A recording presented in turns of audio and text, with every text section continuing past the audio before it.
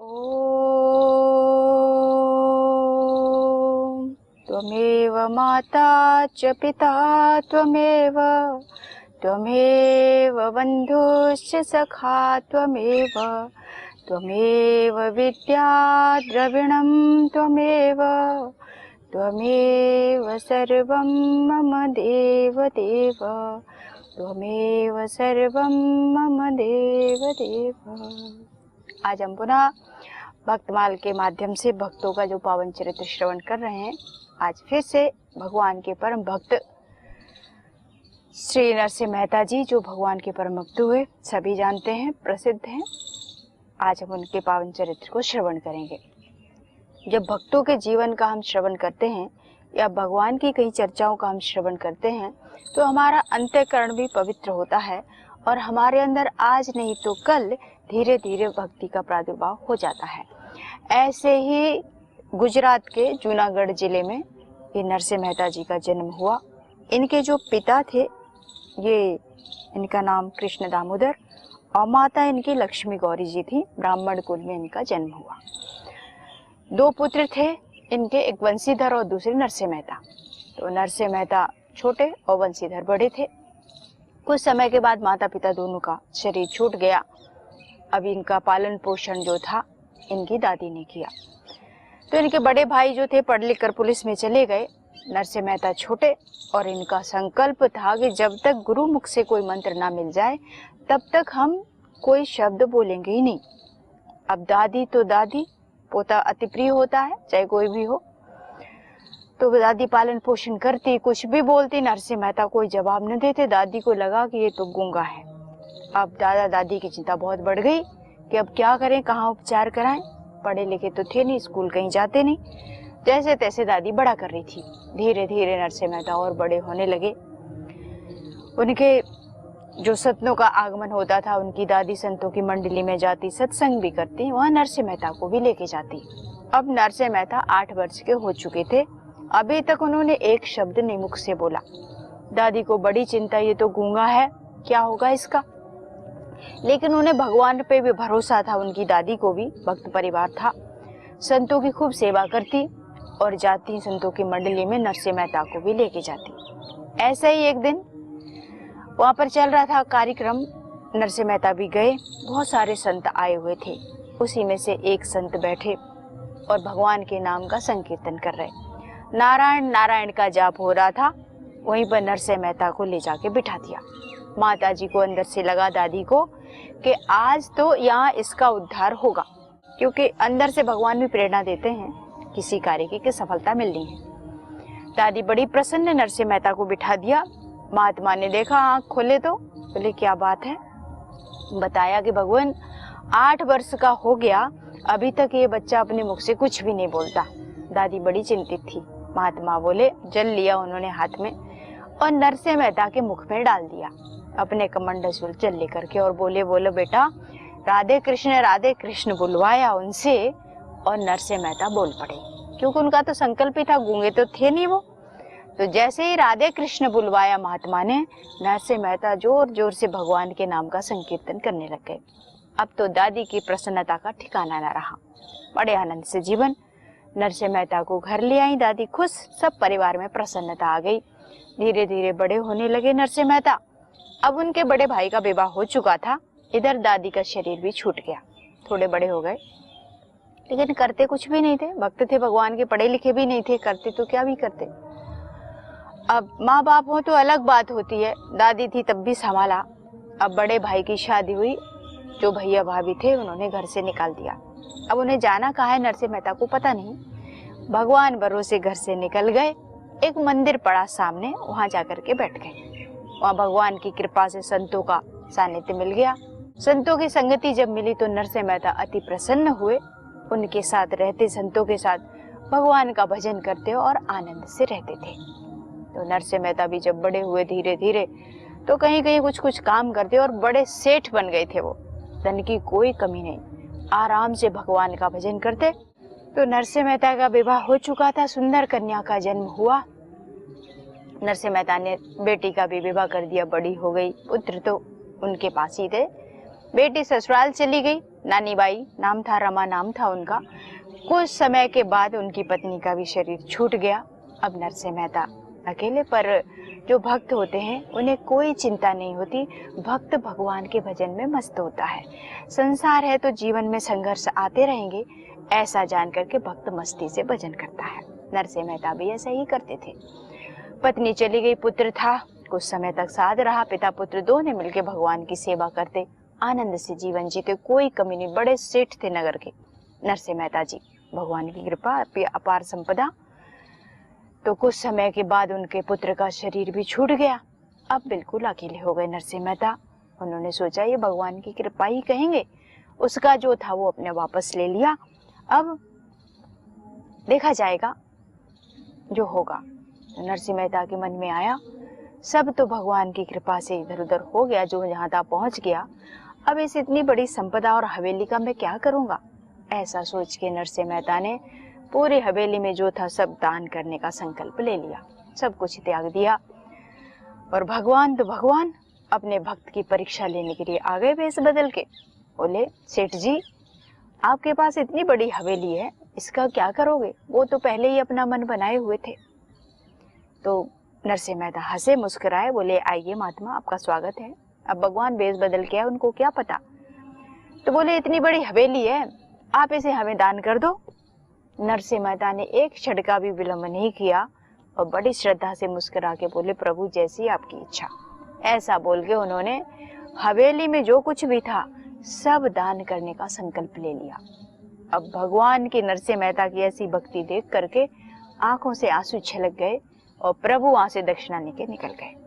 लक्ष्मी मैया को जाके बताया। रुक्मणी माँ भी बड़ी आह्लादित हुई नरसिंह मेहता की ऐसी अद्भुत भक्ति देख करके कि भक्त हो तो ऐसा, प्रभु के एक इशारे पर सब न्यौछावर कर दिया। तो ऐसे ही मेहता ने सब दिया, निकल गए हवेली छोड़ करके और भगवान का भजन बड़ी मस्ती से करते थे। नरसिंह मेहता गाते बहुत सुंदर थे। जब भी वो राग गाते भगवान बड़े प्रसन्न होते थे। केदार उनका राग था। जब भी वो गाते, प्रभु को माला अर्पण करते उससे पहले, तो वो माला टूट के नरसिंह मेहता के गले में आ जाती थी। इतने प्रसन्न होते थे भगवान। राग बहुत प्रिय था। सब लोगों को लगा कि ये तो पाखंडी है, कोई कच्चे धागे की माला बनाता होगा, वो टूट जाती होगी और गले में गिर जाती होगी। टिप्पणी करने वालों की कमी नहीं। ऐसे ही नरसिंह मेहता के साथ हुआ। तो लोगों ने सोचा कि आज इनकी परीक्षा क्यों ना ले ली जाए कि अगर वास्तव में ऐसा होता है तो हम माला बनाएंगे, नरसिंह मेहता नहीं बनाएंगे। बोले ठीक है। और संयोग देखो, भक्त की परीक्षा अद्भुत होती है। नरसिंह मेहता का जो राग था जिसे भगवान को वो सुनाते, वो राग सुनते ही प्रभु की माला उनके गले में आती थी। इतना प्रिय राग था उनको।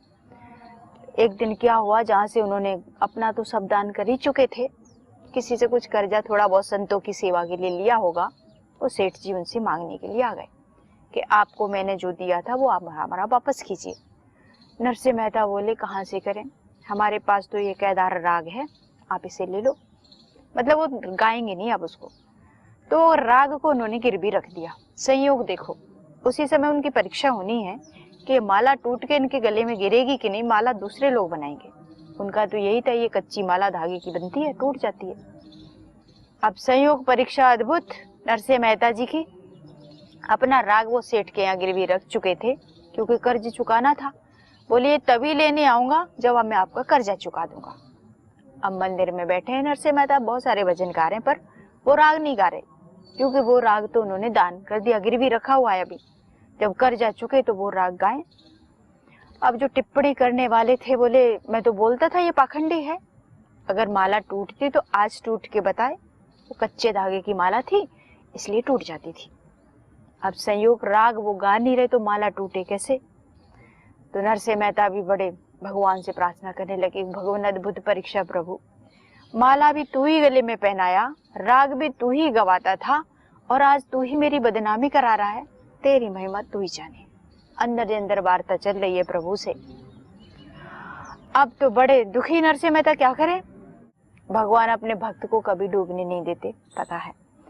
तो भगवान ने नरसिंह मेहता का रूप लिया और सेठ जी के पास पहुंच गए जहाँ राग गिरवी रखा हुआ था। उस राग को छुड़ा लिया, सारा कर्जा चुका दिया। उस समय सेठ जी तो थे नहीं, उनकी पत्नी थी और नरसिंह मेहता ने उनकी पत्नी को आश्वासन दिया था, आशीर्वाद दिया था कि आपको एक दिन भगवान के दर्शन होंगे। अब भक्त की वाणी मिथ्या कैसे हो सकती है? नरसिंह मेहता की वाणी को सत्य करने के लिए और राग जो गिरवी था उसे छुड़ाने के लिए और माला गले में पहनाने के लिए प्रभु ने सारा काम किया। भक्त को पता नहीं होता भगवान कैसे करेंगे। पहुंचे प्रभु, उनकी पत्नी को दर्शन दिया, उन्हें जितना कर्जा था सब चुका के राग छुड़ा लिया। अब नरसिंह मेहता गए, जब कुछ पैसे हुए, बोले सेठ जी आपका कर्जा। बोले आप तो चुका गए थे उस दिन। बोले मैं तो आया ही नहीं। बोले नहीं आप आए थे, मेरी पत्नी थी, मैं तो नहीं था। आपका राग हमने छोड़ दिया है, आप गा सकते हो। अब तो नरसिंह मेहता समझ गए कुछ हो ना हो, मेरा कन्हैया ही आया था, मेरा सामरा, मेरा नटवर नागर आया था और ये सारा काम करके चला गया। प्रभु की कृपा देखकर नरसिंह मेहता रोने लगे, आंसू छलक उठे और मंदिर में आके बड़ी श्रद्धा से वही राग सुनाना शुरू कर दिया। जैसे ही केदार राग गाया उन्होंने, माला जो लटकाई थी दूसरे व्यक्तियों ने बनाई थी आज, वो टूट के नरसिंह मेहता के गले में आ गई। कहने का मतलब है भक्त जो भी करता है सब प्रभु कृपा से होता है, उसका अपना कोई पुरुषार्थ नहीं होता, कुछ उसकी मेहनत नहीं होती। भगवान सदा भक्तों की रक्षा करते हैं। तो ऐसे ही इनके साथ हुआ, राग छुड़ाया गाया। अब तो नरसिंह मेहता प्रसिद्ध हो गए, खूब वाहवाही होने लगी, क्योंकि भक्ति जो है भक्त को प्रसिद्ध कर देती है। भक्त कुछ नहीं करता, सब प्रभु के नाम की महिमा का होता है। नरसिंह मेहता की एक कन्या भी थी, उसका विवाह वो पहले कर ही चुके थे, लेकिन लड़की के जो घर वाले थे, ससुराल उनका संबंधी जो थे, उन्हें पता था कि ये बड़े सेठ हैं, लेकिन वहाँ अभी किसी को ये खबर नहीं कि नरसिंह मेहता अब वो नरसिंह मेहता नहीं रहे जो कभी सेठ थे। वो सारा अपना लुटा चुके थे, बड़ी बड़ी दाढ़ी, थोड़े बुजुर्ग भी हो चुके थे। बेटी को पता था मेरा भाई है, पिता है, माँ भी है, सब। माँ इस दुनिया से चली गई, एक खबर भी उनकी बेटी को नहीं दी गई। ससुराल में पत्र भेजा गया, लेकिन ससुराल वाले बड़े दुष्ट प्रवृत्ति के, उस कन्या को नहीं बताया कि तुम्हारी माँ गई। वो तो बड़े आराम से घर का सारा काम करती, मस्त रहती, लेकिन ससुराल वाले बड़े लालची, कितना ही दहेज दो, अंत में बेटी को कष्ट भोगना ही पड़ता है अगर लोग ठीक ना हो। ऐसे ही इनके शास्ता नानी बाई के साथ भी होता, सब काम करती। एक दिन नानी बाई की बेटी थी, उसका विवाह होना था। अब उसका मायरा भरने के लिए सारी लिस्ट बनने लगी, क्योंकि मायके से जब कन्या की पुत्री का विवाह होता है तो कुछ भेजा जाता है सामान। तो नानी बाई के यहाँ भी ऐसे ही था। इनकी सास ससुर ने बुलाया पंडित जी को, बड़ी लिस्ट बनवाई, महंगे से महंगे चीजें लिखी जा रही हैं। अब उन्हें तो पता था कि उनके पिता भक्त भी हैं, ये सब कहाँ से चुकाएंगे। अब नानी बाई को जब पता चला कि इतनी बड़ी लिस्ट बना दी गई है पिता के लिए, तो उनके दुखी हो गई, भयानक रोने लगी, खूब रुदन करती है। कहे तो कहे किससे। फिर उनके पति पहुंचे उनके पास, तो रोने का कारण पूछा। बोली आप जो कराना चाहते हैं सब मैं करने को तैयार हूँ, बस ये जो पत्र बनाया है आपने मेरे पिता को भेजने के लिए, इसे मत भेजिए। आपके यहाँ मैं दासी बन के रह लूंगी, पर मेरे पिता को कष्ट मत देना, क्योंकि बेटी के जो प्रिय होता है वो पिता ही होता है, और मायका तब तक है जब तक पिता है। पिता अगर नहीं है तो बेटी उसी समय दहलीज को प्रणाम कर लेती है, क्योंकि फिर तो भैया भाभी के ऊपर है, वो बुलाएंगे कि नहीं बुलाएंगे। माँ तो असहाय हो जाती है, सब कुछ पिता ही होता है बेटी के लिए। तो ऐसे ही नानी बाई बड़ी दुखी, अब क्या करे, कैसे रोके, ससुराल वाले तो सुनने वाले हैं नहीं। एक बड़ा चिट्ठा लिखा गया, महंगे से महंगी वस्तुएं लिख दी गई कि ये सब मायरे में भरने के लिए आएंगे, नानी बाई की बेटी की शादी है। नानी के यहाँ पर भेजा गया, वो खत लेके नाई चल पड़ा। अब पहुंचा, नरसिंहगढ़ पहुंच गया। जब वहां पहुंचा तो नरसिंह मेहता तो प्रसिद्ध तो उतने अब थे नहीं, क्योंकि भक्त थे, भक्त की ज्यादा प्रसिद्धि जो जगत के बड़े बड़े सेठ होते हैं वो क्या जाने। सब जगह पता पूछ लिया, कौन बताए नरसिंह मेहता कहाँ है। तो भगवान को दया आ गई, भगवान बोले मेरा भक्त है, प्रिय भक्त है मेरा, कुछ तो करना पड़ेगा। भगवान ने बेस बदला और आ गए नाई की सहायता करने के लिए। बोले आप नरसिंह मेहता का पता पूछ रहे हैं, वो सामने मंदिर है, वहां बैठे मिलेंगे, वो भगवान का भजन कर रहे होंगे। नाई पहुंच गया, बोले नरसिंह मेहता आप हैं? हाथ जोड़ के विनम्रता से कहा जी मैं ही हूँ, बताइए क्या सेवा है। सारा वो खत जो था नरसिंह मेहता को पकड़ा दिया। नरसिंह मेहता ने उस पत्र को देखा भी नहीं और भगवान के चरणों में रख दिया। बोले मेरे पास तो कुछ है नहीं, यही मेरा है, ये इसको पढ़ेगा और ये सारा काम कर लेगा, मुझे कुछ पता नहीं। नरसिंह बोले ठीक है, आप बैठिए, विश्राम कीजिए, आपके खाने की व्यवस्था मैं करता हूँ। अब बड़े लज्जित भी नरसिंह मेहता करे तो क्या करें, कभी सेठ रहे, अब उनके पास कुछ भी न था, क्योंकि संत थे, भिक्षावृत्ति करते, जो मिलता सो खाते, आनंद से भजन करते। अब नरसिंह मेहता गए, बाहर निकले, खेतों में पहुंचे, थोड़ा साग चुन के लेके आए। लेकिन भगवान तो भक्त की रक्षा करते ही हैं। प्रभु ने कहा कि ये नाई मेरे भक्त के पास गया है, ये इनका मजाक उड़ाए, उससे पहले हमें कुछ कर लेना चाहिए। माँ ने भी वेश बदला, रुक्मणी मैया और भगवान कृष्ण दोनों वेश बदल के उस नाई के पास 56 भोग रुक्मण माँ भोजन बनाए, लक्ष्मी मैया के द्वारा साक्षात भोजन बनाया गया। वो कैसे सुगंध इतना होगा। 56 भोग बना के दोनों पहुंच गए। जो सोया हुआ था नाई उसको उठाया, उठिए आप भोजन ग्रहण कीजिए। अब नाई उठा, जो खुशबू भोजन की 56 भोग सामने देख के बड़ा अद्भुत, नाई चकित रह गया कि नरसिंह मेहता को तो क्या ही कहना। नरसिंह मेहता का रूप लेके पहुंचे थे भगवान, 56 भोग खाए और जो थाल सजाए थे, रत्न जनित मणित जो मणियां होती हैं, उसका अद्भुत थाल था जिसमें भोजन कराया गया। अब तो नाई देखते ही रह गया। भगवान तो समझ गए, बोले आप इस थाल को ले जा सकते हो, हमारे यहाँ ऐसा ही रिवाज है, जो भोजन करते हैं हम वो पात्र भी दे देते हैं, आप इसको ले जाना। नाई बड़ा प्रसन्न, भोजन किया और रत्न जड़ित थाल मिल गया, लेकर के जीवन में कुछ करने की जरूरत ही नहीं, उतना पर्याप्त था। भोजन जिमा के भगवान अंतर्ध्यान हो गए। अब साग बना के नरसिंह मेहता जो लाए थे, वो नाई के पास बड़े संकोच बस लेके जा रहे हैं। बोले आप उठिए, भोजन ग्रहण कर लीजिए। और नाई तो गहरी निद्रा में सोया, बोलता हमने भोजन कर लिया, हम तृप्त हैं। नरसिंह मेहता को लगा कि इनको मेरी दशा देख के दया आ गई होगी, इसलिए भोजन नहीं करना चाहते। बोलते आप उठ जाइए, जो भी है हमारे पास आप खा लीजिए। बोले अभी तो आप आए थे, 56 भोग जिमा कर गए, आप क्या खिलाएंगे।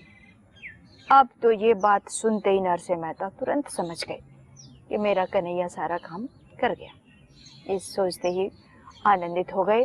वो पत्र था, पढ़ा तो था नहीं कि इसमें है क्या। नाई चला गया, दोबारा वापस पहुंच गया नानी बाई के यहाँ पर जहाँ से आया था। अब नरसिंह मेहता ने प्लान किया कि बेटी के यहाँ से बुलावा आया है, नहीं जाऊंगी तो भी बदनामी, तो जाना तो चाहिए। ऐसा सोच के नरसिंह मेहता ने गाड़ी तैयार की, उधार मांग लिए जो बैल थे या जो भी गाड़ी, सबसे उधार मांगा, टूटी फूटी गाड़ी ली, अपनी संतों की मंडली को लिया, जाकर के बैठ गए। गाड़ी चल पड़ी लेकर के, हाँकने लगे। एक संतों का मंडली जा रही है, भजन संकीर्तन करते हुए नरसिंह मेहता का टोल पहुंचने लगा घर के पास। अब जैसे ही गाड़ी थोड़ी दूरी पे बची थी, उनका एक पहिया टूट गया। अब तो नरसिंह मेहता बड़े दुखी, गरीबी में क्या करें। तो बैल भी बुरी तरह थके हुए थे, कमजोर मरे से बैल, अब जाएं तो जाएं कैसे। तभी एक उधर से कोई लोहार का बेस बना के भगवान पहुंचे। गाते हुए भगवान के नाम का संकीर्तन करे हुए प्रभु पास में पहुंच गए। बोले, रोका नरसिंह मेहता ने, भाई रुक जाओ, आप कोई हमारी हेल्प कर सकते हो तो करो, कोई मदद कर सकते हो तो करो। भगवान बोले, हाँ मैं यही काम करता हूँ, लोहार का ही काम करता हूँ, आपकी गाड़ी अभी ठीक कर देता हूँ। भगवान तो भगवान, मेहता जी की गाड़ी ठीक कर दी, नई गाड़ी बना दी। अब बैल जो थे बोले, ये बैलों का भी थोड़ा हाथ लगा दो तो ये भी खड़े हो जाएंगे। तो भगवान का हाथ लगाते ही बैल एकदम नहीं हो गए अच्छे भले। तो नरसिंह मेहता दंग रह गए ये सब देखे कि अद्भुत है आपके हाथ की कला, तो क्या ही कहना। तो बोले, आपको रथ चलाना भी आता होगा। भगवान सिर खुजा लिए, बोले हाँ कभी महाभारत में हाका था, मन में सोचने लगे अर्जुन का रथ आज फिर चलाना पड़ेगा। बोले कोशिश कर लेते हैं। बैठ गए भगवान चलाने के लिए गाड़ी। अब प्रभु गाड़ी चलाएं और कैसे न चले। अब तो भक्त और भगवान मस्त होके चल रहे हैं, प्रभु गाड़ी चला रहे हैं, नरसिंह मेहता वो अपने भजन गा रहे हैं। तो प्रभु बोले, कुछ दक्षिणा तो देनी पड़ेगी, गाड़ी चला रहा हूं मैं आपकी। बोले, रुपया पैसा तो हमारे पास है नहीं, आपको क्या चाहिए। बोले, आप राग सुना दो, कोई सा राग सुनाओ। भगवान को तो पता ही था। नरसिंह मेहता राग सुनाने लगे। भगवान अति प्रसन्न अपने भक्त की वाणी से राग सुनते हुए जा रहे हैं और जाकर के गाड़ी को पहुंचा दिया। गाड़ी पहुंची, नरसिंह मेहता अपनी गली चले, भगवान रथ पहुंचा करके, उनकी गाड़ी पहुंचा करके अंतर्ध्यान हो गए वहां से। अब नरसिंह मेहता जैसे ही नगर में पहुंचे, उनको पता चला ये तो फकीर है, कुछ इसके पास नहीं, संतों की मंडली को भर के लाया है। ऐसा सोच के कोई उनके स्वागत के लिए बाहर नहीं आया। अब तो नरसिंह मेहता अपने आनंद में थे। दूर जहाँ उनका घर था उससे काफी दूर झोपड़ा बना दिया, वहां उनके रहने की व्यवस्था की गई। उन्हें बता दिया, किसी ने नाई को भेजा कि जाओ बता के आओ ठिकाना। वहां जाके नरसिंह मेहता रुके। नानी बाई को पता चला कि पिताजी आ चुके हैं। कोई पूछने नहीं आया। आज तक नानी बाई कभी बाहर निकली नहीं थी उनकी बेटी। जब पिता की खबर सुनी तो बाहर निकली कि मिलके तो आना है, पिता आए हैं, होगा सो देखा जाएगा। चल पड़ी। बेटी तो बेटी होती है। पिता को पहचान न सकी क्योंकि बहुत बूढ़े हो चुके थे। जब वो घर से आई थी तब युवा थे, सेठ थे बड़े अच्छे। अब देखा सामने मेहता जी और नानी बाई ढूंढ रही है। बेटी पहचाने ना पहचाने, लेकिन बाप की नजर तो बाप की होती है। नरसिंह मेहता पहचान गए, ये मेरी नानी बाई है। बोले बेटा, बड़ी श्रद्धा से पुकारा। नानी बाई ने पलट के देखा, आवाज तो पहचान गई कि पिताजी की आवाज है। जा करके गले से लग गई। बोली ये क्या हाल बना लिया, लंबी दाढ़ी, भैया कहाँ है? बोले सब घर पे ही हैं। और माँ को क्यों नहीं लाए? बोले माँ भी घर पे है, वो भी ठीक है, मैं ही चला आया। अब कोई तो बचा नहीं, ना तो माँ रही ना भाई रहा, दोनों दुनिया से जा चुके थे। पर नरसिंह मेहता कुछ न बताए। बोले अगर इसको बताता हूँ तो बेटी का विवाह यहीं पर प्राण त्याग देगी। ऐसा सोच के कुछ न बताया और नरसिंह मेहता आनंद से रह रहे। रहने की व्यवस्था की, खाने के लिए गुड़ आदि कुछ भिजवा दिया, पानी जो मिल जाए भक्त उसी में मस्त हो जाता है। ठंड का समय था। नरसिंह मेहता बोले थोड़ा गर्म पानी मिल जाए तो अच्छी व्यवस्था हो जाए, नहा लेंगे उससे। अब उनकी सास नानी बाई की बड़ी क्रूर स्वभाव, बोले इनको गर्म पानी चाहिए। ऐसा खौलता हुआ पानी दिया कि जिसको नरसिंह मेहता ने ऊपर डाला पूरे शरीर में फफोले। अब तो भगवान अपने भक्त की रक्षा करेंगे। प्रभु ने जो वर्षा की, पूरा भवन डूब गया जहाँ पर वो रह रहे। अब तो सारी तरफ तहस नहस। भगवान से प्रार्थना करने लगे नरसिंह मेहता, भगवान अब बस करो, सीख लिया होगा सबक, अब बस प्रभु। भगवान भक्त की बात सुनते हैं, रुक गए भगवान। अब नानी माई के मायरे की भरने की बात आई। अब तो नरसिंह मेहता बड़े चिंतित थे कि यहाँ तो खाने को कोई पूछने नहीं आया, अब क्या करें, कैसे भरेंगे इनको। भगवान चिंता भक्ति खुद ही मुक्त करते हैं। प्रभु ने रुक्मण माँ से बात की, लक्ष्मी मैया से कहा कि आज देवी फिर जाने का समय आ गया है और भाई बन के जाना है। भाई का रूप धारण कर लिया कन्हैया ने और साथ में रुक्मणी मैया रथ लेके चले आ रहे हैं। भगवान दंडनाथ पे पूरा धूल धूल। और जैसे ही भगवान पहुंचे, अद्भुत रूप लावण्य प्रभु का, लेकिन भेष एक सामान्य सी व्यक्ति का धरा। उनके भाई का रूप लेके पहुंच गए कन्हैया। अब नानी बाई बड़ी प्रसन्न के भाई भी आ गया। नरसिंह मेहता को समझ नहीं आया कि क्या हो रहा है, ये वो तो है ही नहीं, आएगा कहाँ से। तो नरसिंह मेहता के सेवक बन के गए। सेवक का रूप ले लिया प्रभु ने, पहुंच गए। बोले बताओ आपकी लिस्ट में क्या क्या है, पढ़ के सुनाइए, वो दे दें। तो उनके जो समधी थे उन्होंने लिस्ट पकड़ाई। बोले हमें पढ़ना लिखना नहीं आता, आप पढ़ के सुनाते जाइए, आपका काम हम करेंगे। तो नरसिंह मेहता के जो समधी थे एक एक चीज पढ़ते जा रहे। जो वो वस्तु बताते कन्हैया उसका कई गुना बढ़ा के दे देते। पूरा घर सारा दहेज से भर गया, जो मांगा रतन, जो भी सोना चांदी सब खूब बरसा। अब तो रखने की जगह ना बची, रखे तो कहाँ रखें।